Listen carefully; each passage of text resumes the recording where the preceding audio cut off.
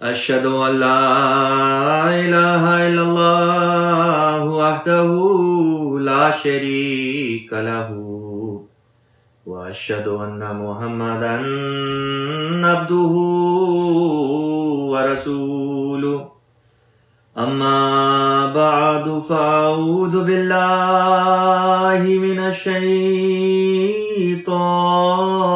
الرجيم بسم اللہ الرحمن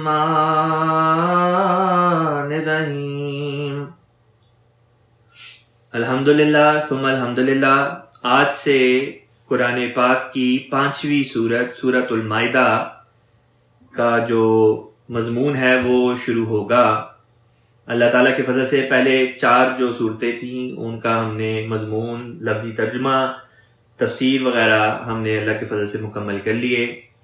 اب سورہ مائدہ کا جو سب سے پہلے تعارفی نوٹ تحریر فرمودہ حضرت خلیفۃ المسیح الرابع رحمہ اللہ تعالیٰ ہے، میں آپ کی خدمت میں پڑھ کے سنا دیتا ہوں۔ حضور تحریر فرماتے ہیں، المائدہ یہ سورت مدنی دور کے آخر میں نازل ہوئی تھی، یعنی کہ رسول پاک صلی اللہ علیہ وسلم کی نبوت کا جو بالکل آخر کا زمانہ ہے اس دور میں۔ بسم اللہ سمیت اس کی 121 آیات ہیں۔ اس صورت میں حضرت عیسیٰ علیہ السلام کے بہت سے معجزات کی حقیقت بیان کی گئی ہے۔ تفاسیر میں جو یہ بیان کیا گیا ہے کہ ان پر آسمان سے ظاہری طور پر خوان نعمت اترا تھا، اس کی حقیقت سے بھی یہ کہہ کر پردہ اٹھایا گیا ہے کہ دراصل یہ پیش گوئی تھی کہ عیسائی قوموں کو جو بے انتہا رزق عطا فرمایا جائے گا وہ حضرت عیسیٰ علیہ السلام کی دعاؤں اور قربانیوں کے نتیجے میں عطا ہوگا، لیکن اگر انہوں نے اس رزق کی ناشکری کی جس کے آثار بدقسمتی سے ظاہر ہو چکے ہیں تو پھر ان کو سزا بھی ایسی ہولناک دی جائے گی کہ کبھی دنیا میں کسی کو ایسی سزا نہیں دی گئی۔ عہد توڑنے کے نتیجے میں جو خرابیاں یہود و نصارہ میں پیدا ہوتی رہیں ان کے پیش نظر اس صورت کے آغاز میں ہی امت محمدیہ کو متنبع فرما دیا گیا ہے۔ اس سے پہلے سورۃ البقرہ میں مختلف کھانوں کی حلت و حرمت کا ذکر گزر چکا ہے، مگر یہاں ایک نئی بات فرمائی گئی ہے جو اسلام کو ہر دوسرے مذہب سے ممتاز کرتی ہے، اور وہ یہ ہے کہ رزق محض حلال ہی نہیں بلکہ طیب ہونا چاہیے۔ پس بظاہر ایک رزق اگر حلال بھی ہو تو بہتر یہی ہے کہ جب تک وہ انتہائی پاکیزہ اور صحت افزا نہ ہو اس سے پرہیز کیا جائے۔ اس سے پہلے انصاف پر ہر حال میں قائم رہنے کی تعلیم گزر چکی ہے۔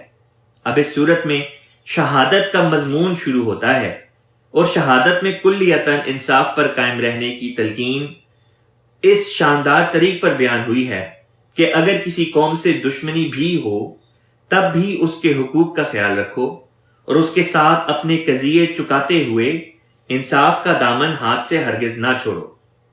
اس صورت میں میثاق کا ایک دفعہ پھر ذکر ملتا ہے کہ کس طرح یہود نے جب میثاق کو توڑا تھا تو آپس میں بغض و عناد کا شکار ہو گئے اور 72 فرقوں میں بٹ گئے۔ اس پر حضرت عیسیٰ علیہ السلام کی بعثت ہوئی جنہوں نے ایک 73ویں ناجی فرقے کی بنیاد ڈالی۔ ناجی یعنی کہ جنتی، جن کو نجات مل جائے۔ لیکن پیش گوئی کے رنگ میں اس بات کا بھی ذکر ہے کہ آپ علیہ السلام کی قوم نصیحت سے فائدہ نہیں اٹھائے گی اور گروہ در گروہ بٹتی چلی جائے گی، اور خود ان کے درمیان بھی حسد، بغض اور خود غرضی کے نتیجے میں بڑی بڑی عالمی جنگوں کی بنیاد پڑے گی، جن میں خود عیسائی قوموں کے خلاف نبرد آزما ہوں گی۔ اس صورت میں جہاں قوموں کے باہمی جدال اور قتل و غارت کا ذکر ہے، وہاں ایک ایسے گروہ کا بھی ذکر ہے جو ظلم اور سفاکی میں حد سے بڑھ جائے گا۔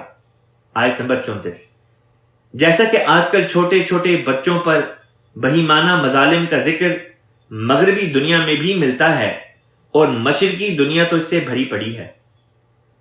اور ایسے بھیانک جرائم بھی ہیں جن کی سزا انتہائی سنگین ہونی چاہیے، تاکہ فشرد بہم من خلفہم کا مضمون پورا ہو اور ان کے نہایت خوفناک انجام کو دیکھ کر باقی مجرمین جرم سے باز رہیں۔ یہ صورت ہر قسم کے مظالم کے خلاف آواز بلند کرتی ہے۔ اسی تعلق میں یہ بیان فرمایا گیا ہے کہ جبر سے کسی کا دین بدلانے کی ہرگز اجازت نہیں دی جا سکتی۔ اگر انتہائی جبر کے نتیجے میں بعض لوگ مرتد بھی ہو جائیں تو اللہ تعالیٰ ان کے بدلے عظیم الشان قومیں عطا فرمائے گا جو تعداد میں ان مرتدین سے بہت زیادہ ہوں گے اور مومنوں سے بہت محبت کرنے والے اور کفار پر بہت سخت ہوں گے۔ اس صورت میں قرآنی تعلیم کے عدل و انصاف کا ایک ایسا ذکر ملتا ہے جو دنیا کی کسی اور کتاب میں موجود نہیں، اور یہ فرمایا گیا ہے کہ حضرت صلی اللہ علیہ وسلم پر ایمان لانے کے علاوہ بھی دیگر مذاہب کے پیروکار جو اپنی مذہبی تعلیمات پر عمل کرنے میں سچے ہوں، نیک عمل کرنے والے ہوں اور آخرت یعنی اپنے اعمال کی جواب دہی کے عقیدے پر مضبوطی سے قائم ہو، اللہ تعالیٰ ان کو ان کے نیک اعمال کی بہترین جزا عطا فرمائے گا۔ ان کو چاہیے کہ وہ اپنے انجام کے بارے میں کوئی خوف اور حزن نہ کریں۔ باہمی بغض و عناد کا جو ذکر اس صورت میں چل رہا ہے اس میں مزید وجوہات بھی بیان کی گئی ہیں جو شدید بغض و عناد پیدا کرنے کا موجب بنتی ہیں۔ ان میں ایک شراب اور دوسری جوا ہے۔ اگرچہ ان میں بعض معمولی فوائد بھی ہیں مگر ان کے نقصانات ان فوائد کے مقابلے میں بہت زیادہ ہیں۔ اس صورت کے آخر پر حضرت مسیح علیہ الصلوۃ والسلام کی وفات کا صراحتاً ذکر ہے اور آپ کو ایک کامل موحد رسول کے طور پر پیش فرمایا گیا ہے۔ موحد کہتے ہیں توحید کا علم بردار، جس نے کبھی بھی اپنی قوم کو تثلیث یعنی کہ ٹرینٹی کہ خدا ایک نہیں بلکہ تین ہے یا شرک کی تعلیم نہیں دی، اور نہ ہی یہ فرمایا کہ مجھے اور میری والدہ کو خدا کے سوا دو معبود بنا لو۔ یہاں پہ یہ تعارفی جو نوٹ ہے وہ ختم ہوتا ہے۔ اب سورہ المائدہ کو شروع کرتے ہیں۔ پہلے میں اس کے پہلے رکوع کی تلاوت کر دوں گا، اس کے بعد پھر انشاءاللہ تعالی اس کے مضامین کی طرف آتے ہیں۔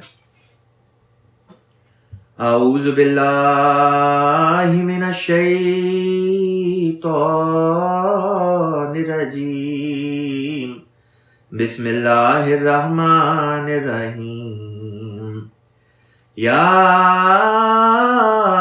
ایھا الذین آمنوا اوفوا بالعقود احلت لکم بہیمۃ الانعام الا ما یتلی علیکم غیر محل الصید وانتم حرم ان اللہ یحکم ما یرید۔ یا ایھا الذین آمنوا لا تحلوا شعائر اللہ ولا الشہر الحرام ولا الہدی ولا القلائد ولا آمین البیت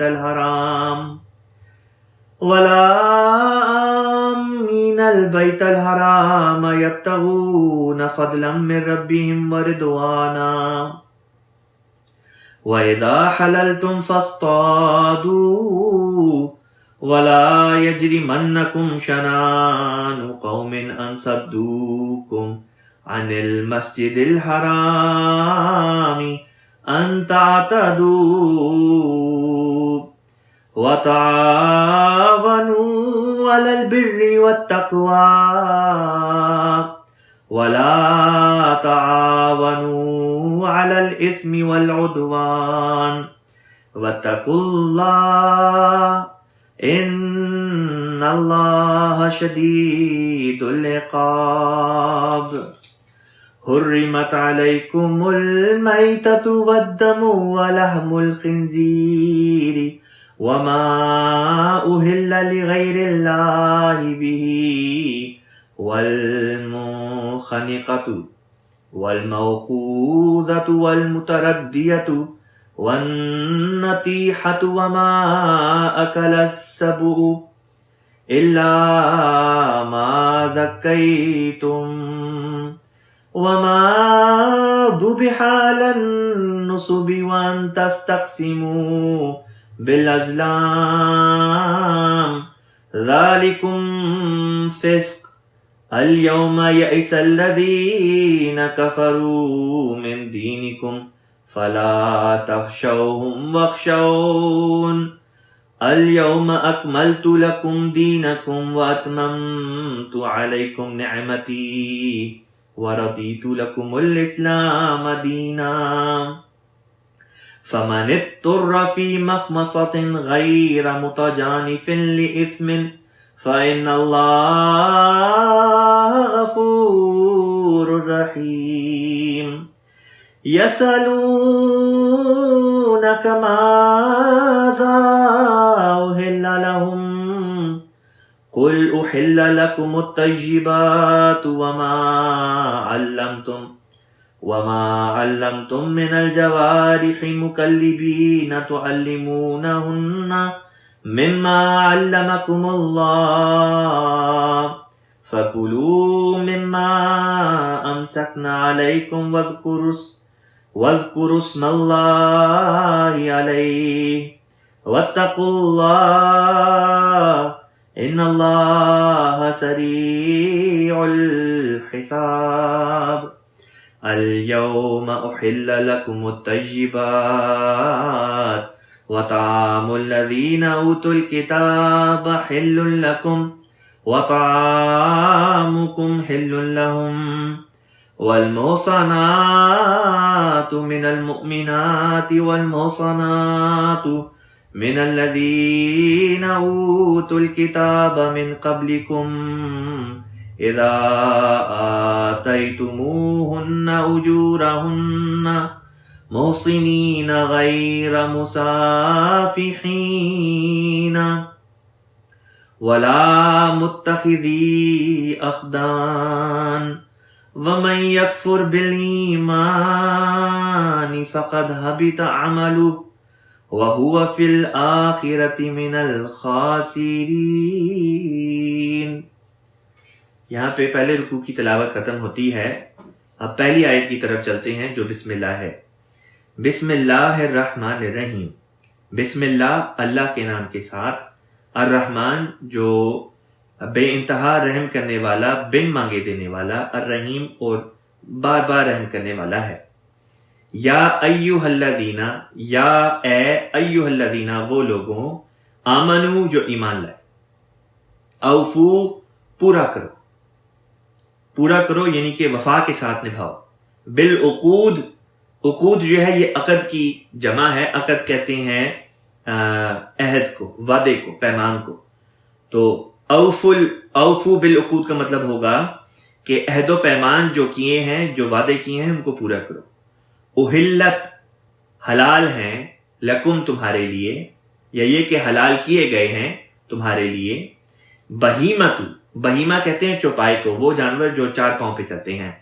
بہیمتو آگے فرمایا الانعام، مویشی، یعنی کہ جو چار پاؤں پہ چلتے ہیں ان میں سے کون سی قسم، یہ بھی بیان کر دی کہ الانعام یعنی کہ مویشیوں میں سے. اللہ، اب یہ جو لفظ الانعام ہے اس میں اونٹ بھی آ جاتے ہیں، اس میں گائے بھینس وغیرہ بھی آ جاتی ہیں، اس میں دوسرے وہ جانور جو اللہ تعالیٰ نے ہمارے لیے حلال قرار دیے ہیں وہ سب اس میں شامل ہیں. اللہ سوائے ما جو یتلا تلاوت کیا جائے علیکم تم پر، یعنی کہ چوپائے مویشیوں میں سے سب ہمارے لیے حلال قرار دیے گئے ہیں سوائے ان کے جن کے بارے میں اللہ تعالیٰ نے ہمیں بتا دیا. غیرہ کا مطلب ہوتا ہے نہ کرتے ہوئے. غیرہ محلی کا مطلب ہوتا ہے حلال قرار دینے والا، یعنی کہ حلال نہ قرار دینا. یا صید عربی زبان میں کہتے ہیں شکار کو، کہ اللہ تعالیٰ نے ہم آگے فرمایا وا انتم حرم، وا اس حال میں انتم کہ تم ہو حرم حالت احرام میں۔ بالفاظ دیگر اللہ تعالیٰ یہ بات بیان کر رہا ہے کہ تمہارے لیے مویشی چوپائے حلال قرار دیے گئے سوائے اس کے جو تم پر پڑھا جاتا ہے، مگر شکار کو حلال قرار دینے والے نہ ہو جانا۔ اب وہ جانور جو اللہ تعالیٰ نے حلال قرار دے دیے ہیں، اس کا یہ مطلب نہیں کہ ہر وقت ان کو حلال کرنے کی اجازت ہے۔ بعض ایسے اوقات بھی ہیں جن میں جانوروں کو حلال کرنے کی جو ہے وہ اجازت نہیں ہے۔ مثلا جب انسان حالت احرام میں ہو، اس نے عمرے کا یا حج کا قصد کیا ہو اور حالت احرام میں ہو، تو اس حالت میں شکار کی اجازت نہیں۔ تو یہ اللہ تعالیٰ نے یہاں پہ بات بیان کر دی۔ پھر فرمایا ان اللہ یقیناً اللہ یحکم وہ فیصلہ کرتا ہے ما یری جو وہ چاہتا ہے۔ اگلی آیت پر چلتے ہیں، آیت نمبر 3۔ اللہ تعالیٰ بیان کرتا ہے یا ایھا الذین آمنوا، اے وہ لوگوں جو ایمان لائے، لا تحلوا حلال قرار نہ دو۔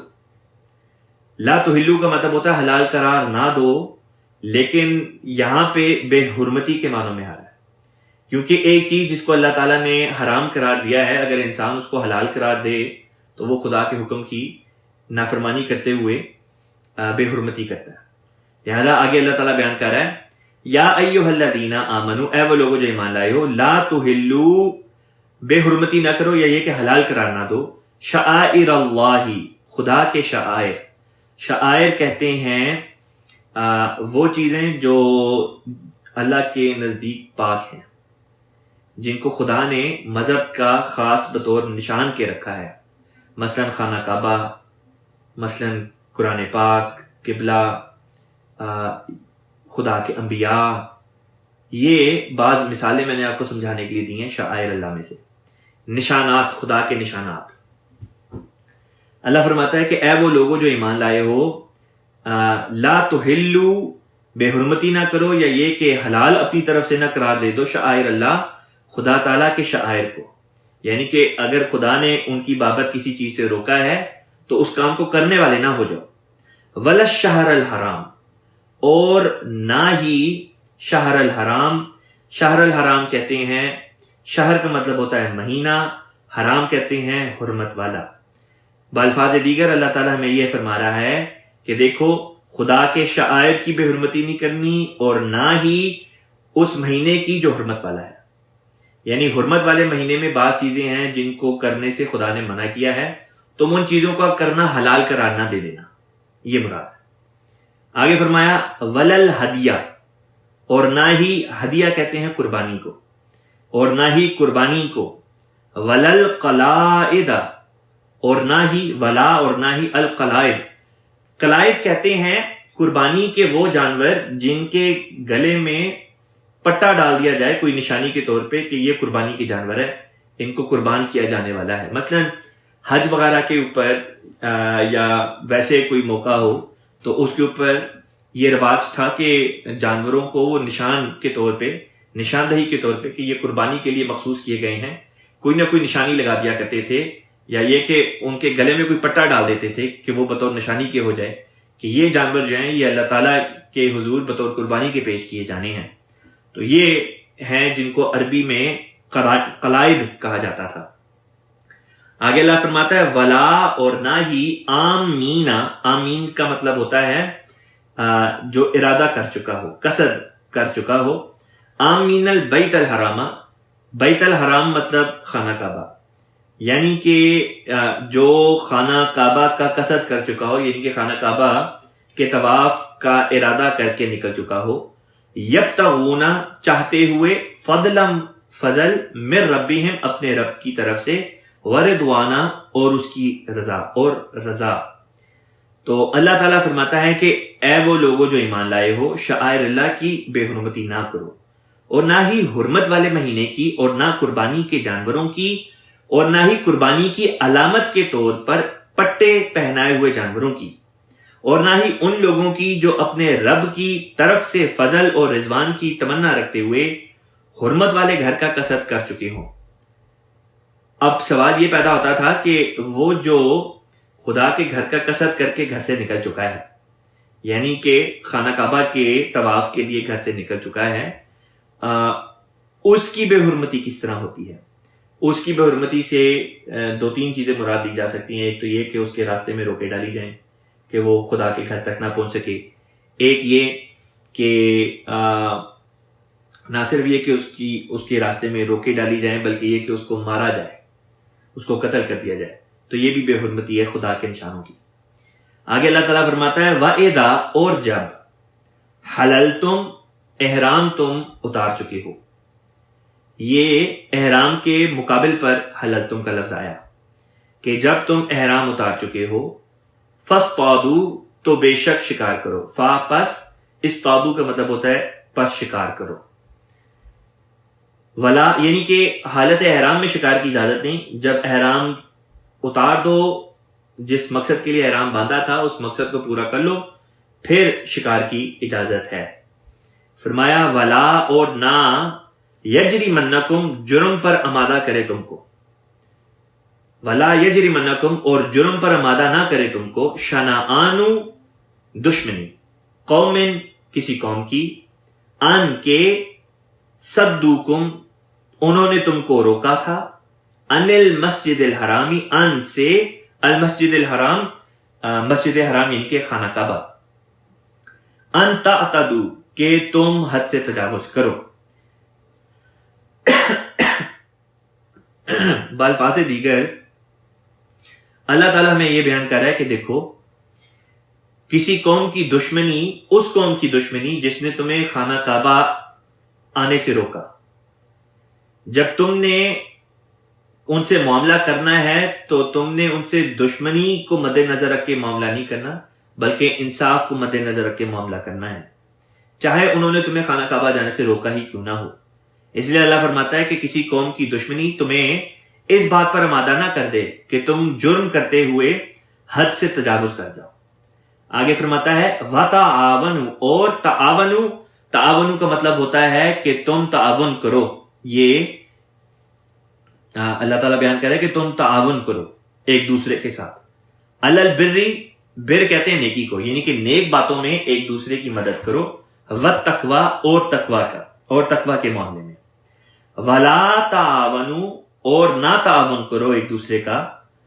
علی الاثم، اسم کہتے ہیں گناہ کو، یعنی بری باتوں میں یا گناہ کی باتوں میں ایک دوسرے کی مدد نہ کرو. والعدوان، اور زیادتی، یعنی کہ گناہ اور زیادتی کے کاموں میں ایک دوسرے کی مدد نہیں کرنی. واتقوا اللہ، اور اللہ کا تقوی اختیار کرو.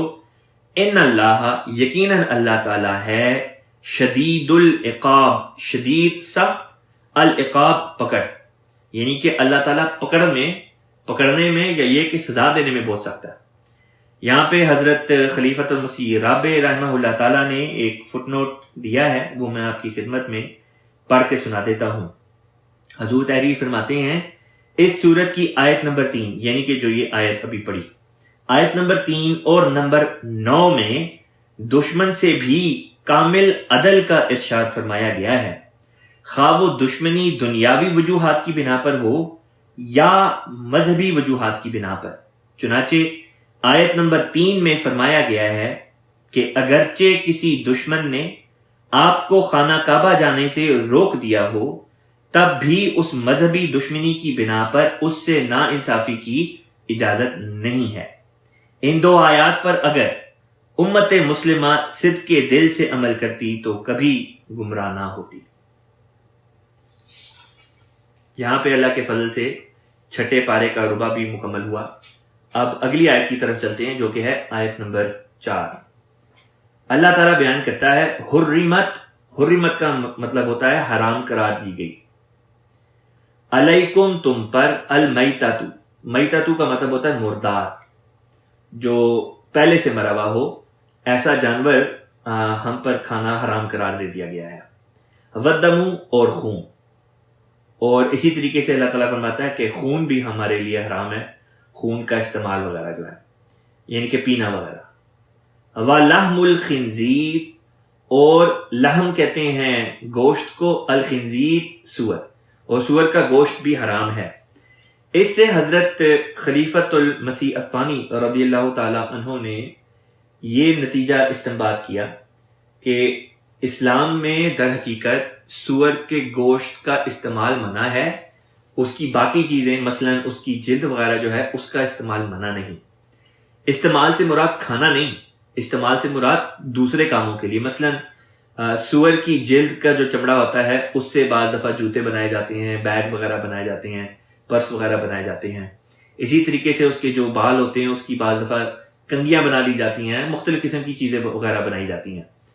تو حضور فرماتے ہیں کہ وہ چیزیں معلوم ہوتی ہیں کہ ان کا استعمال اللہ تعالیٰ نے منع نہیں کیا، صرف لحم الخنزیر منع کیا ہے، یعنی کہ خنزیر کا جو گوشت ہے وہ منع ہے۔ آگے فرمایا وما، اور جو اہلا حلال کیا گیا، لغیر اللہ، اللہ کے علاوہ کسی اور کے لیے، بھی اس پر، مراد یہ کہ وہ جس پر خدا جو اللہ کے سوا کسی اور کے لیے قربان کیا گیا ہو۔ بعض دفعہ ہندوؤں میں جو پرشاد کا کانسیپٹ ہے، یا یہ کہ کسی بت وغیرہ کا چڑھاوا، یا یہ کہ کسی پیر فقیر کی قبر کا چڑھاوا وغیرہ، وہ ساری باتیں اس میں شامل ہوں گی۔ پھر آگے فرمایا والمنخنقۃ، منخنقہ جو ہے وہ کہتے ہیں گلا گھٹا ہوا، جس کا گلا گھوٹ کر یا دم گھوٹ کر مار دیا گیا ہو۔ مثلا خلیفۃ مسیح رابع رحمہ اللہ تعالیٰ نے ایک مثال دی کہ پہلے زمانے میں جو چوزے ہوتے تھے تو چوزوں کو ان کی گردن مروڑ کر مار دیا جاتا تھا اور خون بہایا نہیں تھا جاتا، اور ذبح اس طرح سے نہیں تھا کیا جاتا۔ تو وہ بھی حضور فرماتے ہیں کہ وہ چونکہ دم گھونٹ کر ان کو مارتے تھے تو ان کا کھانا جو ہے وہ حلال نہیں تھا۔ پھر فرمایا والموقوذہ، اور الموقوذہ، موقوذہ کہتے ہیں جس کو چوٹ لگی ہوئی ہو، یعنی بعض ایسے جانور ہوتے ہیں جن کو چوٹ لگی ہوتی ہے اور وہ اس کے نتیجے میں مر جاتے ہیں، اور اس طرح سے ان کا خون بھی نہیں بہا ہوتا۔ خون بہایا جاتا ہے شکار کے نتیجے میں، ذبح کے نتیجے میں۔ یہاں پہ حضور نے بیان کیا، حضور فرماتے ہیں کہ حضور کے نزدیک غلیلوں کے ذریعے سے جن پرندوں کا یا جانوروں کا شکار کیا جاتا ہے، چونکہ وہ ان کو چوٹ لگانے کے نتیجے میں مار دیا جاتا ہے اور خون بہایا نہیں جاتا، تو حضور فرماتے ہیں کہ اگر تو ذبح کرنے سے پہلے ایسے جانور یا پرندے مر جائیں جن کو غلیل کے ذریعے سے نشانہ بنایا گیا ہو تو وہ بھی حلال نہیں، وہ بھی جائز نہیں۔ لیکن ہاں اگر کسی کو غلیل کے نشانے کے لگانے کے نتیجے میں کوئی ایسا جانور یا پرندہ مل جاتا ہے جس کو چوٹ تو لگی ہو لیکن ابھی زندہ ہو، جان باقی ہو، اور وہ اس کو ذبح کر دے اور اس کا خون بہا دے تو پھر اس کا کھانا ٹھیک ہے، ورنہ صرف غلیل کے نشانے کے نتیجے میں چوٹ لگ کے مرا ہوا جو پرندہ ہوتا ہے یا جانور ہوتا ہے، چونکہ اس کا خون بہایا نہیں گیا ہوتا اس لیے وہ حلال نہیں۔ حضور فرماتے ہیں ایک دفعہ جانور مر گیا ہے تو اس کے بعد آپ جتنا اس کو ذبح کرتے رہیں وہ خون بہا والی وہ بات جو ہے وہ پوری نہیں ہو سکتی، اس لیے جو بھی بات ہے وہ اس سے پہلے ہی ہے۔ پھر فرمایا والمتردیہ، اور المتردیہ، متردیہ کا مطلب ہوتا ہے جو کسی بلندی سے گر کر مر جائے۔ بعض دفعہ ہوتا ہے کوئی جانور ہوتے ہیں وہ پہاڑی سے گر جاتے ہیں یا بعض مکانوں کی چھت پر چڑھتے ہیں اور وہاں سے گرنے کے نتیجے میں ان کو چوٹ آتی ہے اور اس کے نتیجے میں ان کی ڈیتھ ہو جاتی ہے، اس سے قبل کہ ان کو کوئی ذبح وغیرہ کیا جا سکے۔ تو فرمایا کہ وہ بھی جو ہیں وہ حلال نہیں، اور اس کی دراصل وجہ یہی ہے کہ وہ جانور جن کا خون بہایا نہیں گیا ہوتا پراپرلی ذبح کرنے کے نتیجے میں ان کا جو خون ہوتا ہے وہ متعفن ہو جاتا ہے، وہ جراثیم سے لیس ہو جاتا ہے اور وہ جسم کے دوسرے جو حصے ہیں ان میں وہ زہر پھیل جاتا ہے جراثیم کے ذریعے سے، اس لیے خون بہانا بہت ضروری ہے۔ پھر آگے فرمایا والنطیحۃ، اور النطیحہ، نطیحہ کہتے ہیں جو سینگ لگنے کی نتیجے میں مرا ہو۔ بعض دفعہ بعض جانور، کسی سینگ والا جانور کسی دوسرے کو اپنے سینگ کے ذریعے سے ضرب لگاتا ہے اور اس کے نتیجے میں دوسرا جانور جو ہے جو مر جاتا ہے۔ اب اگر آپ جا رہے ہوں اور آپ کو کہیں پہ ایسا جانور ملے جو مرا ہوا پڑا ہے اور آپ کو پتا ہے کہ یہ اس کے اوپر زخم ایسے ہیں جن سے پتا چلتا ہے کہ یہ سینگ لگا ہوا ہے، تو وہ بھی اللہ تعالیٰ نے ہمارے لیے حرام قرار دیا۔ پھر فرمایا وما، اور جو اکل السبع، اکلا کا مطلب ہوتا ہے کھایا، السبع درندوں نے، اس میں پرندے بھی شامل ہیں اور اس میں دوسرے جاندار بھی شامل ہیں جنہوں نے کسی جانور کو یا پرندے کو خود نوچ کر کھانا شروع کر دیا ہو، ان کا کھانا ہمارے لیے حلال نہیں، الا سوائے اس کے ما زکیتم، جس کو تم پاک کر چکو۔ زکیتم یہ زکی سے نکلا ہے، جس کا مطلب ہوتا ہے پاک کرنا، اور یہاں پہ در حقیقت پاک کرنا ان معنوں میں آیا ہے کہ اس کا خون بہا کر اس کو پاک کر لو، یعنی کہ بالفاظ دیگر ذبح کر لو۔ بعض دفعہ لوگ شکار کے لیے لوگوں نے بعض دفعہ عقاب وغیرہ رکھے ہوتے ہیں، پرندے جن کا اب خود تو کھانا ویسے جائز نہیں، عقاب وغیرہ اس طرح سے کھائے نہیں جا سکتے، کیونکہ وہ پرندے جن کے پنجے ہوتے ہیں ان کا استعمال کھانے کے لیے اللہ تعالیٰ نے جائز قرار نہیں دیا۔ اسی طریق پر بعض ایسے جانور بھی ہیں جن کے بارے میں اللہ تعالیٰ نے یہی واضح حکم دیا ہے کہ ان کا استعمال بھی کھانے کے لیے جائز نہیں، مثلا کتے وغیرہ، so on and so forth۔ اب یہاں پہ اللہ تعالیٰ نے ایک بات بیان کی کہ بعض دفعہ انسان نے شکار کرنے کے لیے کبھی کتے رکھے ہوتے ہیں یا کبھی عقاب وغیرہ رکھے ہوتے ہیں، اور اس غرض سے ان کو رکھا ہوتا ہے کہ جب یہ شکار کریں، یعنی کہ انسان شکار کرے، گولی مار کے شکار کرے یا کسی اور ذریعے سے، تو یہ عقاب یا یہ کہ یہ جو پالتو کتے ہوتے ہیں یہ جا کے اس شکار کو بھاگنے نہ دیں، اس کو دبوچ کے اپنے پاؤں کے نیچے رکھیں۔ لیکن بعض دفعہ ایسا ہوتا ہے کہ بعض دفعہ یہ جانور خود کھانا شروع کر دیتے ہیں، تو فرمایا اگر انہوں نے خود کھانا شروع کر دیا تو وہ پھر تمہارے لیے نہیں، وہ اس جانور نے اپنے لیے رکھ لیا، وہ اس کا پھر ہے۔ لیکن یہ کہ اگر اس نے دبوچ کے اس کو رکھا ہوا ہے لیکن کھانا شروع نہیں کیا، خود نہیں کھا رہا، تمہارے لیے رکھا ہے، تو فرمایا پھر ٹھیک ہے، اس حال میں کہ تم جا کے اس جانور کو پھر ذبح کر کے پاک و صاف کر لو اس جانور کے مرنے سے پہلے۔ آگے چلتے ہیں، آگے فرمایا وما ذبیحا، وما اور جو ذبیحا ذبح کیا گیا، علی النصب، نصب کہتے ہیں انگریزی میں اس کا ترجمہ ہوتا ہے آلٹر۔ آلٹر کا مطلب ہوتا ہے وہ جگہ جہاں پہ چڑھاوے وغیرہ پیش کیے جاتے ہیں۔ اس کا اردو میں جو ترجمہ حضور نے کیا ہے وہ ہے قربان گاہ، یعنی کہ وہ بھی حرام ہیں جو قربان گاہوں پر ذبح کیا جائے۔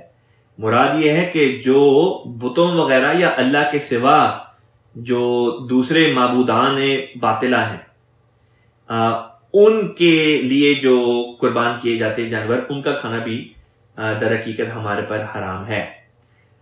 اور بعض اور باتیں بھی حرام ہیں، فرمایا وَأَن، اور یہ بھی بات حرام ہے، وَأَن کہ تستقسیموا، تستقسیموا کا مطلب ہوتا ہے کہ تقسیم کرو، بالازلام، ازلام کہتے ہیں تیروں کو، بالازلام تیروں کے ذریعے سے، یعنی کہ آپس میں جائیداد وغیرہ یا کوئی چیز جو ہو تم اس کو تیروں کے ذریعے سے حصے نکالو، تیروں کے ذریعے سے آپس میں بانٹو۔ یہ بات بھی اللہ تعالیٰ نے در حقیقت مومنوں کے لیے حرام قرار دی۔ فرمایا ذالکم فسق، یہ باتیں کیا ہیں؟ فسق ہیں، بدی ہیں، بری ہیں۔ الیوم، پھر فرمایا الیوم، آج کے دن، الیوم کا مطلب ہوتا ہے آج کا دن، الیوم آج کے دن، یئسا، یئسا کا مطلب ہوتا ہے مایوس ہو گیا، الذین کفروا، جنہوں نے کفر کیا تھا آج کے دن وہ مایوس ہو گئے ہیں، من دینکم، تمہارے دین سے، یعنی کہ تمہارے دین میں دخل اندازی کرنے سے یہ لوگ مایوس ہو گئے ہیں جنہوں نے کفر کیا ہے۔ فلا تخشوہم، فلا پس نہ، یا یہ کہ پس نہیں، تخشوہم تم ڈرو ان سے، وخشونی اور مجھ سے ڈرو۔ یہ جو نون کے نیچے زیر ہے یہ در حقیقت نون کے نیچے زیر اور آگے یہ بھی تھی، چھوٹی یہ، چونکہ یہاں پہ وقفہ ڈالا، روکے ہیں، تو روکنے کی وجہ سے جو یہ تھی وہ گر گئی اور صرف نون زیر رہ گیا، تو وخشونی کا مطلب ہے مجھ سے ڈرو۔ آگے فرمایا الیوم، آج کے دن، اکملتو، اکملتو کا مطلب ہوتا ہے میں نے کامل کر دیا، مکمل کر دیا، لکم تمہارے لیے، دینکم تمہارے دین کو، واتممتو اور اتممتو میں نے تمام کر دیا، علیکم تم پر، نعمتی اپنی نعمت، اور رضیتو میں راضی ہو گیا، لکم تمہارے لیے، الاسلام اسلام، دینا بطور دین کے، یعنی میں نے تمہارے لیے دین اسلام کو بطور مذہب کے تمہارے لیے، میں اس بات پر تمہارے لیے راضی ہو گیا کہ یہ تمہارا مذہب ہو، یہ تمہارا دین ہو۔ یہاں پہ سوال پیدا ہوتا ہے کہ اکملتو کا کیا مطلب بنے گا اور اتممتو کا کیا مطلب بنے گا؟ اللہ فرما رہا ہے کہ آج کے دن میں نے تمہارے لیے تمہارے دین کو کامل کر دیا۔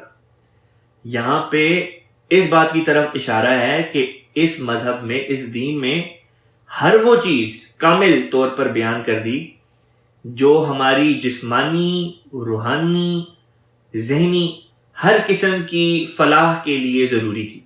ہماری ہر قسم کی پروگریس کے لیے جو جو چیز ہمیں درکار تھی، اللہ تعالیٰ نے اس کو کامل رنگ میں، بہترین شکل و صورت میں اللہ تعالیٰ نے بیان کر دیا۔ اور آگے جو فرمایا وَأَتْمَمْتُ عَلَيْكُمْ نِعْمَتِي، اور اپنی نعمت کو تم پر تمام کر دیا۔ پہلے تھا اکملتو، اس میں کامل کرنے کا مفہوم تھا، یہاں پہ تمام کرنے کا مفہوم ہے، یعنی کہ ہر وہ چیز جو تمہارے لیے ضروری ہے، کوئی بھی چیز باقی نہیں چھوڑی۔ گویا کہ پہلے فقرے میں اللہ تعالیٰ نے کوالٹی کا ذکر کیا کہ کوالٹی کے لحاظ سے ہر چیز مہیا کر دی جو تمہارے لیے بہترین ہے، اور دوسرے فقرے میں اتممتو میں کوانٹیٹی کی طرف اشارہ کر دیا، تعداد کی طرف اشارہ کر دیا کہ ہر وہ چیز جس کی تمہیں ضرورت تھی یا آگے چل کے ہوگی، ہر وہ چیز اللہ تعالیٰ نے بیان کر دی۔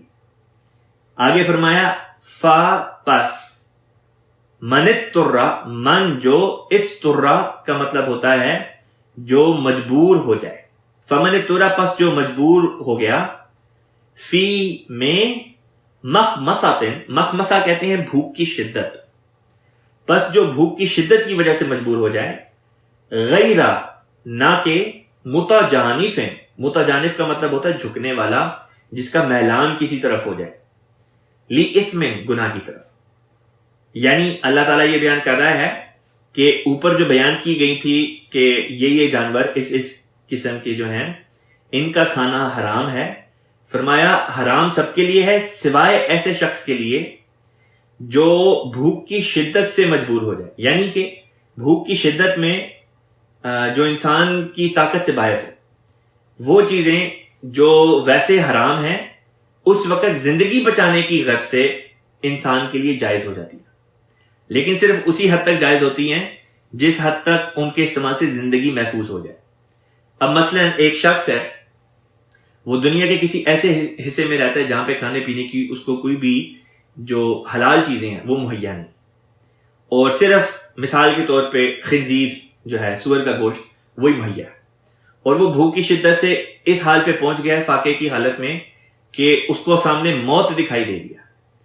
اس کیس میں اللہ تعالیٰ نے اس کے لیے بطور رحمت کے یہ بات بیان کر دی کہ اس کے لیے جائز ہے کہ وہ سور کے گوشت میں سے اتنا کھا لے کہ وہ اس کے کھانے کے نتیجے میں زندہ رہ جائے۔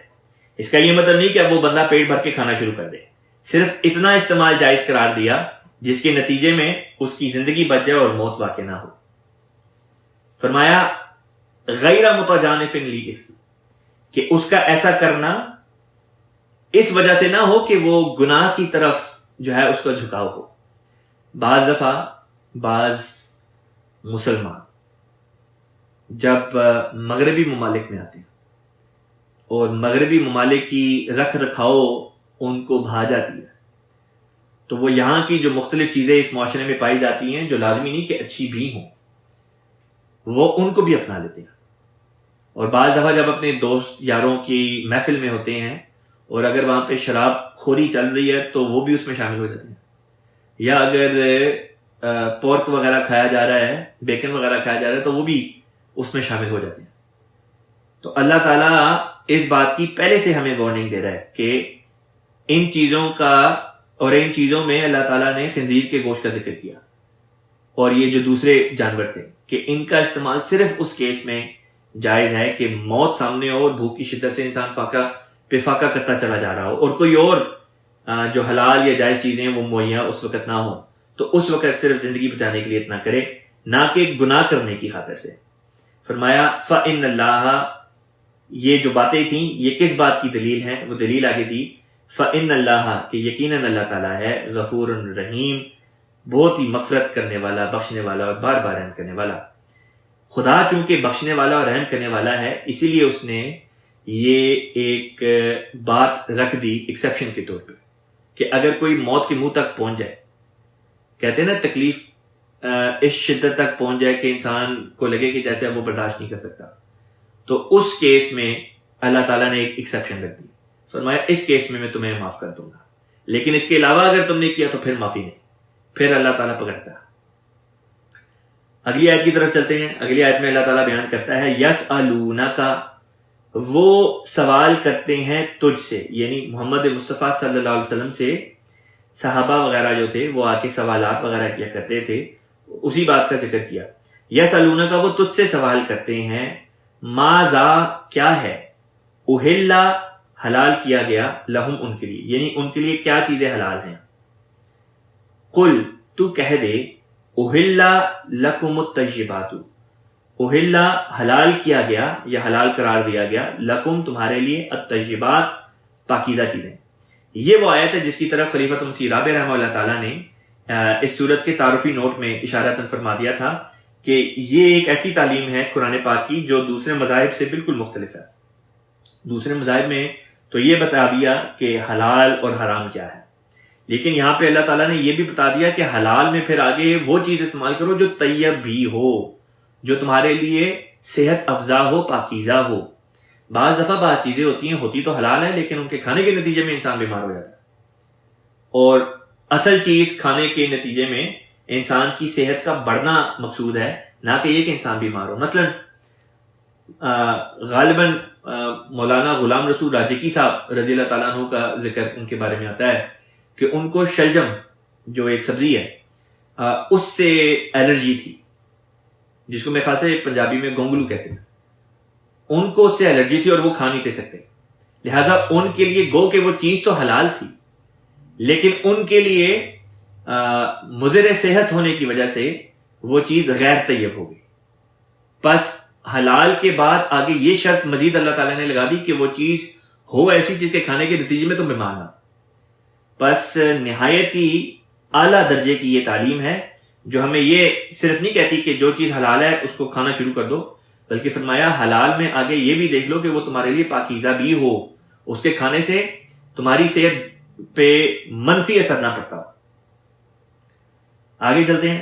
آگے اللہ تعالیٰ فرماتا ہے وما کہتے ہیں اور جو، علمتم، تم نے سکھایا، من الجواری، من سے، الجواری، جواری کہتے ہیں شکاری جانوروں کو، یعنی کہ شکاری جانوروں کو جو تم نے سکھایا ہے، مکلبینا، سدھاتے ہوئے، ٹرین کرتے ہوئے، تو علمونہن، تم ان کو سکھاتے ہو، مما، اس میں سے، جو علمکم اللہ، اللہ نے تم کو سکھایا، یعنی کہ جو یہ پالتو شکاری جانور ہوتے ہیں ان کو جو تم سدھاتے ہوئے سکھاتے ہو، وہ در حقیقت تم اسی میں سے سکھاتے ہو جو علم تم کو خدا نے دیا ہے۔ فرمایا فَكُلُوا، پس کھاؤ، مما، اس میں سے، جو امسکنا، وہ روک رکھے، وہ جانور روک رکھے، علیکم، تمہارے لیے، یا یہ کہ تم پر۔ مراد یہ ہے کہ جس طرح میں نے پہلے بھی بتایا تھا، بعض دفعہ عقاب ہوتے ہیں یا بعض کتے وغیرہ جو ہوتے ہیں جو انسان نے شکار کے لیے رکھے ہوتے ہیں، جب انسان شکار کرتا ہے تو یہ جا کے اس جانور کو جس کا شکار کیا گیا ہو اپنے پنجے کے نیچے پکڑ لیتے ہیں، اس کو دبوچ لیتے ہیں۔ تو فرمایا کہ اگر تو وہ دبوچ لیں اور خود کھانا انہوں نے شروع نہیں کیا تو پھر جاؤ اور جا کے پھر وہ تم کھا لو۔ ساتھ میں فرمایا وَاذْكُرُوا اسْمَ اللَّهِ علیہ، اور ذکر کر لو، پڑھ لو اسم اللہ تعالیٰ کا اس پر، اللہ کا نام اس پر پڑھ لو۔ اب خدا کا نام پڑھنے کے بھی دو طریقے ہیں۔ ایک تو یہ کہ شکار کرنے سے پہلے، مثلا اگر کوئی بندوق کے ذریعے سے شکار کرتا ہے یا کسی اور ذریعے سے شکار کرتا ہے تو اس ہتھیار کو، یا یہ کہ بندوق چلانے سے پہلے ہی بسم اللہ پڑھ لے، تو وہ یہی سمجھا جائے گا کہ جیسے اس نے اس جانور کے اوپر بسم اللہ پڑھ لی ہے۔ ایک یہ طریقہ ہے۔ دوسرا طریقہ یہ کہ جب آپ شکار کر لیں اور وہ جانور وہاں پہ ہو جہاں پہ وہ گرا ہے تو جائیں، جا کے اس کو پکڑیں اور اس کو اس وقت ذبح کرتے ہوئے پھر اللہ تعالیٰ کا وہاں پہ نام پڑھ دیں، بسم اللہ پڑھ دیں۔ تو یہ دو طریق ہیں جو بیان کیے گئے ہیں۔ فرمایا وَاتَّقُوا اللَّهَ، اور تقوی اختیار کرو اللہ تعالیٰ کا. ان اللہ یقیناً اللہ تعالیٰ ہے سریع الحساب. سریع کہتے ہیں تیز، سرعت بھی اسی سے نکلا ہے جس کا مطلب ہوتا ہے تیزی. سریع الحساب، حساب لینے میں تیز ہے. اول تو ڈھیل دیتا ہے لیکن جب لینے پہ آئے حساب تو پھر دیر نہیں کرتا، پھر فوری حساب لے لیتا ہے.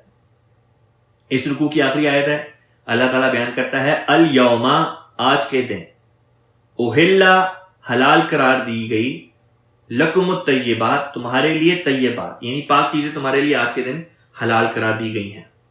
وطعام، اور کھانا، الذین، ان لوگوں کا جو اوتوا الکتاب، اوتو دیے گئے، الکتابہ کتاب یعنی اہل کتاب، حل لکم، حلال ہے تمہارے لیے، وطعامکم، وا اس حال میں، یہاں پہ واو جو ہے وہ اس حال میں واو حالیہ کا ترجمہ دے گا کہ اہل کتاب کا کھانا تمہارے لیے اس حال میں حلال ہے.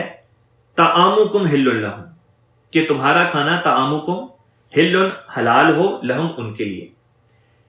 اب اس فکرے کا کیا مطلب بنتا ہے کہ اہل کتاب کا کھانا تمہارے لیے حلال ہے اس حال میں کہ تمہارا کھانا ان کے لیے حلال ہو.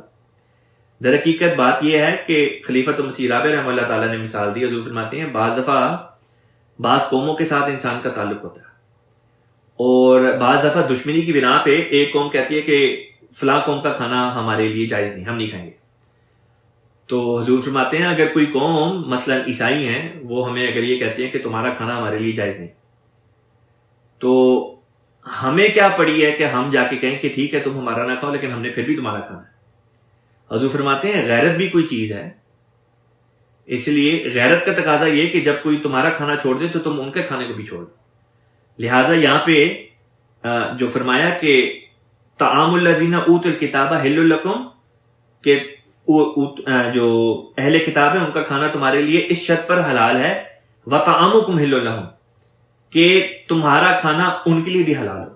اگر وہ تمہارے کھانے کو اپنے لیے حلال قرار نہیں دیتے تو تمہیں کیا پڑی ہے کہ تم ان کے کھانے کو اپنے لیے حلال قرار دو. ایک تو یہ بات.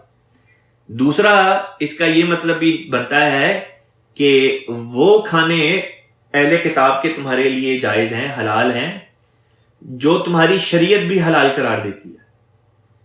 مثلا کوئی یہ کہے کہ بھئی اہل کتاب اپنے لیے سور کو حلال قرار دیتے ہیں، تو اللہ تعالیٰ تو یہ فرما رہا ہے کہ بھئی اہل کتاب کا کھانا تمہارے لیے حلال ہے تو میں بھی سور کھانا شروع کر دوں. یہ ہرگز مراد نہیں. مراد یہ تھی کہ وہ چیزیں جو تمہارے ہاں حلال ہیں، تمہاری شریعت میں حلال قرار دی گئیں، جائز قرار دی گئیں، وہی چیزیں اہل کتاب کے ہاں بھی حلال قرار دی گئی ہیں اور وہ چیزیں تم استعمال کر سکتے ہو. ہاں اگر ان کے ہاں کوئی ایسی چیز ہے جو وہ استعمال کریں، مثلا عیسائی جو ہیں وہ سور وغیرہ کھاتے ہیں، تو فرمایا وہ تمہارے لیے ویسے ہی جائز نہیں کیونکہ اللہ تعالیٰ فرما چکا ہے. اور یہ بھی فرما دیا جو میں نے پہلا مطلب بتایا تھا کہ صرف اس حال میں ان کا کھانا ہمارے لیے جائز ہے کہ اگر وہ بھی ہمارا کھانا اپنے لیے حلال قرار دیتے ہوں. اس کی ایک مثال حضور نے یہ بھی دی کہ ایک وقت آیا جب قادیان میں یا قادیان کے گرد و نواح میں ہندوؤں نے مسلمانوں کا بوائیکاٹ کرنا شروع کر دیا اور کہا کہ ہم مسلمانوں کو کھانا نہیں کھائیں گے. تو اس کیس میں حضور کی طرف سے بھی یہ اس وقت ہدایت تھی کہ اگر یہ ہمارا کھانا نہیں کھاتے تو ہمیں کیا پڑی کہ پھر ہم ان کے کھانے کو کھائیں. اگر وہ ہمیں چوٹ لگاتے ہیں تو ہمیں بھی اللہ نے اختیار دیا کہ ہم بھی بدلے میں اتنی ہی چوٹ ان کو لگائیں. آگے چلتے ہیں. آگے فرمایا والمحصنات، بات چل رہی تھی کہ کیا ہیں جو حلال قرار دی گئیں، جائز قرار دی گئیں.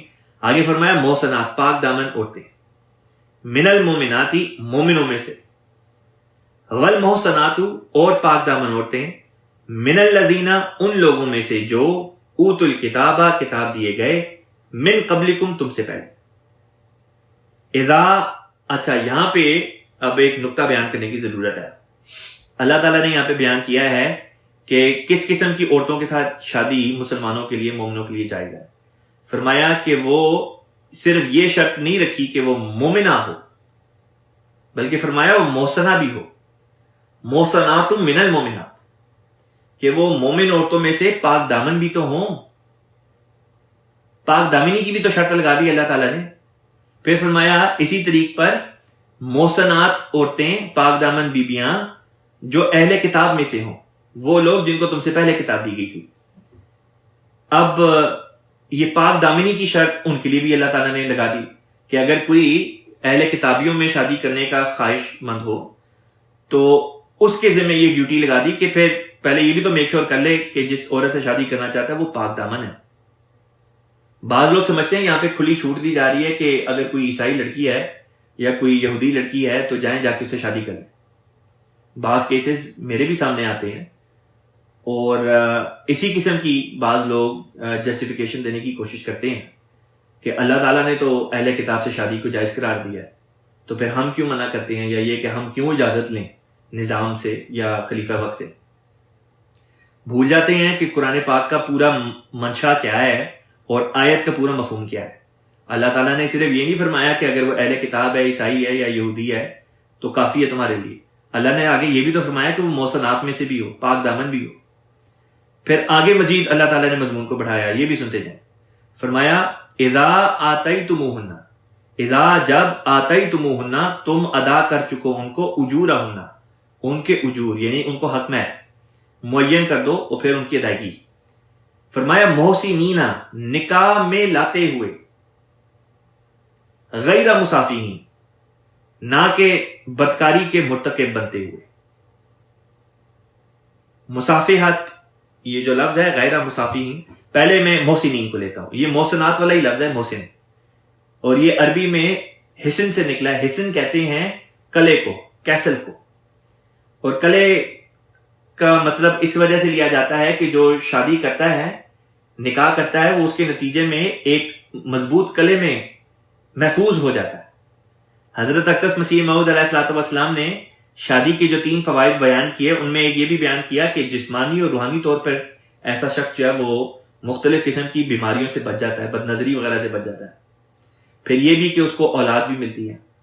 اور پھر حضور نے ایک تیسری بات بھی وہاں پہ بیان کی کہ ایسا شخص جو ہے اس کی صحت بھی برقرار رہتی ہے جو شادی کر لیتا ہے. تو محسن کا مطلب تو یہ ہو گیا شادی کا مطلب. غیر مسافین, مسافے کیا ہے؟ مسافے حضور حضرت اقدس مسیح موعود علیہ السلام بیان کرتے ہیں کہ عربوں میں ایک بد رسم تھی. جب ان کے ہاں اولاد نہیں تھی ہوتی تو شوہر جو ہوتا تھا وہ اپنی بیوی کو کسی غیر مرد کے ساتھ بھیج دیا کرتا تھا اولاد حاصل کرنے کی غرض سے. اس بد رسم کو قرآن نے روکا ہے اور کہا ہے کہ یہ اچھی بات نہیں, اور یہ مسافے لفظ اسی سے نکلا ہے کیونکہ اس بد رسم کو مسافحت کے نام سے عربوں میں جانا جاتا تھا, اور یہ رسم ان میں اسلام سے پہلے رائج تھی. اسلام نے آ کے اس کو بند کر دیا. ہندوستان میں بعض ہندو فرقوں میں اب تک رائج ہے. مسیح موعود علیہ السلام کے وقت میں ایک فرقہ تھا آریہ سماج. آریہ سماجی جو تھے ان کے ہاں یہ مسافحت کی جو بد رسم ہے نیوگ کے نام سے پائی جاتی تھی, اب بھی پائی جاتی ہے, اور اس کا حضرت اقدس مسیح موعود علیہ السلام نے بڑے زور کے ساتھ اس کا رد فرمایا ہے. پھر آگے اللہ تعالیٰ فرماتا ہے ولا, اور نہ ہی متخذی, بناتے ہوئے اخدان, چھپے ہوئے دوست. خلیفہ رابع رحمہ اللہ تعالیٰ فرماتے ہیں کہ متخذی اخدان, چھپے ہوئے دوست سے مراد یہ ڈیٹنگ وغیرہ ہے, گرل فرینڈ بوائے فرینڈ. اب ایک سیکنڈ یہاں پہ خود سوچیں کہ کیا سیناریو اللہ تعالیٰ نے بیان کیا. اللہ فرماتا ہے کہ دیکھو مومنوں کے لیے مومن عورتوں میں سے وہ ہونی چاہیے جو محسنہ ہو, پاک دامن ہو, بد کردار ہوتے نہیں. پھر آگے فرمایا اور اسی طرح پر اہل کتابیوں میں سے پاک دامن عورتیں تمہارے لیے جائز ہیں, لیکن ساتھ میں یہ بھی فرما دیا کہ کس طرح پہ جائز ہیں. یہ نہیں فرمایا کہ اگر ایک لڑکے کو ایک عیسائی لڑکی پسند آ جاتی ہے اور وہ آپس میں جو ہے وہ ان کی ڈیٹنگ وغیرہ بھی چل رہی ہے, ایک دوسرے سے ملنا ملانا چل رہا ہے, کافی پہ, کھانے پہ, باہر کام پہ, جہاں بھی, اللہ تعالیٰ نے تو اس چیز کو حرام قرار دے دیا. پھر یہ بھی فرمایا کہ یہاں پہ ذکر چل رہا ہے نکاح کا. اب جون سی بھی اس کی صورت بنتی ہے وہ بہرحال وہ صورت نہیں بنتی جو اکثر لوگ جو یہ ریکویسٹ لے کر سامنے آتے ہیں جماعت کے پاس کہ جی ہمارے بیٹے کو فلان لڑکی پسند آ گئی ہے, وہ لڑکی عیسائی ہے تو اس کے ساتھ نکاح پڑھوا دیں. حالانکہ اللہ تعالیٰ نے تو یہ بات بیان کر دی ہے کہ پاک دامن ہو نمبر 1, اور number 2 girl friend boy friend والا سچویشن, یہ سیناریو نہ ہو. اکثر وہ بیشتر تو اسی قسم کے کیسز سامنے آتے ہیں. اور اوپر سے دلیری اس بات پر دکھائی جا رہی ہوتی ہے کہ دیکھو اللہ تعالیٰ نے تو حلال قرار دیا ہے، حالانکہ اللہ نے اس کے بالکل برعکس بات بیان کی ہوئی ہے۔ بس جو صورت نکلتی ہے، جو صورت سمجھ میں آتی ہے، وہ تو یہ سمجھ میں آتی ہے کہ بعض ایسے علاقوں میں انسان کو جانا پڑ جاتا ہے جہاں پہ احمدی رشتے نہیں ہوتے، جہاں پہ مومنوں میں سے رشتے نہیں ہوتے۔ اس قسم کی جگہوں پہ جہاں پہ مومنوں میں سے رشتے نہ ہو، پاک دامن مومنوں میں سے رشتے موجود نہ ہو، اس وقت پھر اس بات کے لیے اللہ تعالیٰ نے اجازت دے دی کہ بھائی ٹھیک ہے، ایسی سچویشن میں پاک دامن عورتیں جو اہل کتاب میں سے ہوں۔ دوسری جگہ پہ ایک اور شرط بھی اللہ تعالیٰ نے لگائی کہ مشرکہ بھی نہ ہو، شرک کرنے والی بھی نہ ہو۔ آج کل اکثر عیسائی جو پائے جاتے ہیں وہ تو شرک کرتے ہیں، حضرت عیسیٰ علیہ السلام کو خدا کا بیٹا یا خدا مانتے ہیں۔ اس لیے اپنی نسلوں کو برباد ہونے سے بچائیں اور اس بات کے اوپر رضامند نہ ہو جایا کریں، اپنے بچوں کی تربیت اس رنگ میں کریں کہ کل کو وہ آپ کی نسلوں کو برباد کرنے کا ذریعہ نہ بنے۔ بعض دفعہ بعض والدین آتے ہیں اور کہتے ہیں کہ جی دیکھیں ہمارے بچے نے تو کر لیا جو کرنا تھا، تو نکاح پڑھائیں، بیعت کرائیں، یہ کرائیں وہ کرائیں۔ جب پانی سر سے اوپر چلا جاتا ہے تو اس کے بعد جماعت کے پاس آنے کا کوئی فائدہ نہیں۔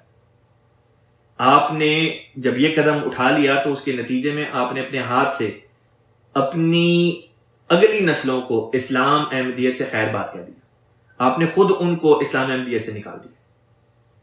خود سوچیں ٹھنڈے دماغ کے ساتھ، اللہ تعالیٰ کو حاضر ناظر جان کر اپنے دل سے فتویٰ لیں کہ اگر تو آپ اپنے بچوں کی خاطر آ کے یہ کہتے ہیں نظام جماعت کو کہ جی ہمارے بیٹے کو یا ہماری بیٹی کو اہل کتاب میں سے کوئی شخص پسند آ گیا تو اس کے ساتھ ہمارے بچے کی نکاح پڑھایا جائے، اجازت تو شاید آپ کو مل بھی جائے، اور اکثر کیسز میں مل بھی جاتی ہے جو دھوکہ نہیں دیتے۔ بعض ایسے بھی ہوتے ہیں جو نظام کو دھوکہ دینے کی کوشش کرتے ہیں، وہ در حقیقت یہ سوچ رہے ہوتے ہیں کہ اپنے عمل سے بہرحال وہ یہی ظاہر کر رہے ہوتے ہیں کہ یہ سلسلہ خدا کے ہاتھ کا نہیں، انسانوں کے ہاتھ کا ہے۔ انسانوں کو تو دھوکہ دیا جا سکتا ہے، خدا کو دھوکہ نہیں دیا جا سکتا۔ بس بعض دفعہ جو لوگ نظام جماعت کو دھوکہ دینے کی کوشش کرتے ہیں وہ یہ بات بھول جاتے ہیں، وہ بھول جاتے ہیں کہ یہ نظام در حقیقت انسان کے ہاتھ کا لگایا ہوا پودا نہیں بلکہ خدا کے ہاتھ کا ہے۔ اس لیے خدا کو دھوکہ کوئی نہیں دے سکتا، اور چونکہ یہ جماعت خدا کے ہاتھ کی لگائی ہوئی ہے، خدا تعالیٰ ظاہر کر کے چھوڑتا ہے کہ کون اس نظام کو دھوکہ دینے کی کوشش کر رہا ہے۔ بس ایسے بھی لوگ جو دھوکہ دہی کے ذریعے سے آگے آتے ہیں ان کے دھوکے بھی سامنے آ جاتے ہیں، اور وہ جو اس قسم کے رشتوں پر آمادہ ہوتے ہیں اور کہتے ہیں کہ ہاں جی ہمارے بیٹے کی پسند ہے یا ہماری بیٹی کی پسند ہے، تو ان کے رشتے کرائے جائیں، ان کی نکاح وغیرہ پڑھائے جائیں اپنے ہاتھ سے اپنے بچوں کو اور آگے سے ان کی جنریشنز کو جماعت سے، اسلام سے وہ خارج کر دیتے ہیں، خود کر دیتے ہیں۔ جماعت کو یا خلیفہ وقت کو بھی کچھ کرنے کی اس میں ضرورت نہیں پڑتی۔ میرے پاس کئی اس قسم کے کیسز آتے ہیں۔ ایک دفعہ میرے پاس اس قسم کا ایک کیس آیا جس میں ایک والد نے مجھے بتایا کہ وہ اتنے ماشاءاللہ بڑے اچھے خاندان سے، صحابہ کے خاندان سے، اور کوئی آدھا گھنٹہ اپنے خاندان کا تعارف کرانے کے بعد مجھے اینڈ میں کہا کہ جی اس طرح سے میری لڑکی کو ایک غیر احمدی لڑکا پسند آ گیا۔ میں نے ان کو سمجھانے کی کوشش کی یہ چیز ٹھیک نہیں، انہوں نے پسند نہیں کیا میرا جواب قرآن، حدیث، سنت، جماعت کی روایات کے مطابق تھا۔ بہرحال کچھ عرصے بعد وہ دوبارہ آئے، انہوں نے کہا کہ جی بات یہ کہ میری بچی کی پسند ہے، آپ یہ رشتہ کروائیں، آپ یہ بیعت کروائیں اور یہ نکاح پڑھائیں۔ میں کون ہوتا ہوں اگر کوئی بندہ بیعت کرنا چاہ رہا اس کو روکوں؟ اس لڑکے نے بیعت کی اور میرے منہ پہ اس نے کہا کہ میں صرف لڑکی کی خاطر بیعت کر رہا ہوں۔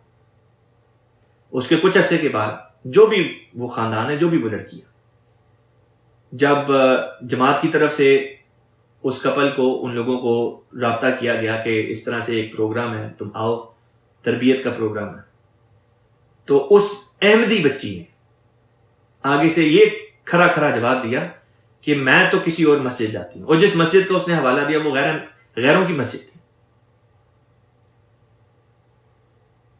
صحابہ کی خاندان میں سے ہونے کا دعویٰ ہم کرتے ہیں، لیکن اپنی اولاد کو اپنے ہاتھ سے ہم اسلام احمدیت سے باہر کر دیتے ہیں۔